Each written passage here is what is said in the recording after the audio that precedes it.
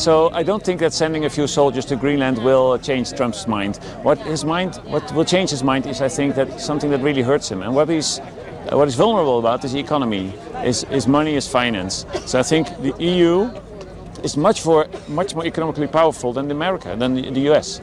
There's many more consumers, there's many more gross domestic product, so we can actually hurt the US a lot. And recently there's been a big treaty signed by Ursula von der Leyen on behalf of the European Commission, because Trump was hustling his tariffs.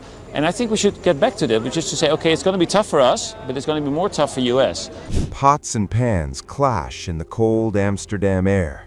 Outside the US consulate, the sound is defiant, metal against metal, echoing a message that stretches far beyond the Netherlands. Keep Greenland free.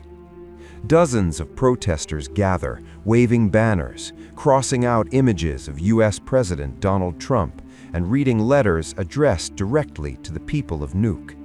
Their warning is blunt. Greenland's future is not for sale, and Europe must not stay silent. They call it neo-colonialism, a new imperial reach into the Arctic. As NATO allies quietly dispatch troops to Greenland under Denmark's Arctic Endurance Initiative, just a few dozen soldiers, reconnaissance teams, a symbolic show of unity, activists argue it won't be enough, not against Trump. Soldiers won't change his mind, one protester says. Economic pressure will. The message is clear. If Washington understands tariffs, Europe should speak that language back. Protesters point to recent trade agreements and warn that the EU, united, has the economic muscle to hurt the United States more than it hurts itself. I think it's very important that all governments make very clear that this attitude against Greenland is absolutely, we cannot tolerate that. It is neo-colonialism, and it's absolutely far beyond what is respectful against another nation, another people, and it's also not the way we should treat nature. It is really beyond all borders. So I don't think that sending a few soldiers to Greenland will change Trump's mind. What will change his mind is, I think, that something that really hurts him. And what he's vulnerable about is the economy, is money, is finance. So I think the EU is much more economically powerful than America, than the US.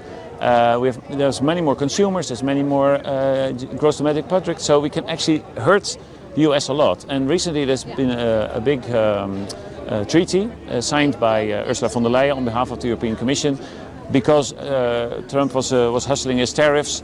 And I think we should get back to that, which is to say, okay, it's going to be tough for us, but it's going to be more tough for US. So I think then suddenly he will kind of rethink his whole policy, because he's only making more enemies, and he doesn't realize it, I think. He thinks himself he is great, and he's going to liberate the Greenland people, he's going to liberate blah, blah, blah. And so we should stop him where it hurts. I think it's really unjust and really unfair, and it makes me very angry that the United States and Trump are illegally invading countries like Venezuela, and that now Greenland is also under attack. And I think that it's time that the European Union finally takes a stance, since it has been quiet so long in the past. I think it's time that the EU takes a stance and actually defends the countries that are now under attack by this fascist regime of America. I think we see a new form, a new kind of imperialism, fascism. And I think the European Union has to speak out loud, more loudly than ever, because the world is on fire. So we have to act, we have to react. The more, the better. And I think that's the thing I want to say and to address to the whole world, especially the European Union. Please act hard, because Trump only understands hard words, hard fighting, and we have to fight back. But even as chants rise in Amsterdam, the pressure escalates from Washington. Inside the White House, during a routine event on rural health care on Friday, President Donald Trump drops a bombshell.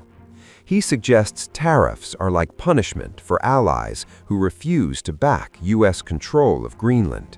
I called Germany, no, no, no, we will not do that. They said, no, we're going to put a 25% tariff, which is, by the way, about 7 times more than they would have to pay by raising their drug, like 7 times. This wasn't like a little bit more, 7 times more. And I may do that for Greenland too. I may put a tariff on countries if they don't go along with Greenland, because we need Greenland for national security. So I may do that. I'll give you a little, I'll take you out of that. In fact, that'll end up being the story. But actually, this is a much bigger story because we're reducing healthcare by numbers that you haven't seen. So I spoke to the top 10 countries. They all said no, and within about 2 minutes, they all agreed. And we were off to the races. And now we have favored nations. It's called most favored nations. For months, Trump has insisted that anything short of Greenland being under U.S. control is unacceptable, framing the Arctic island as a national security necessity.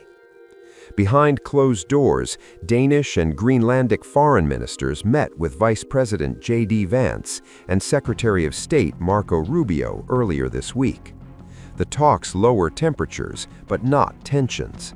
A working group is announced, though Copenhagen and the White House offer sharply different explanations of what it actually means. Europe pushes back publicly, insisting Greenland's fate belongs to Greenland and Denmark alone. Meanwhile, NATO's footprint grows. Around 200 Allied personnel are already deployed. Denmark signals a larger, more permanent presence through 2026. On the streets, the message is louder than ever.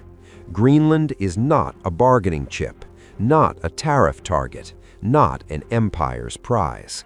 And as protests clash with presidential threats, one question hangs in the Arctic air. Will Europe draw a line or let Greenland become the front line of a new global power struggle?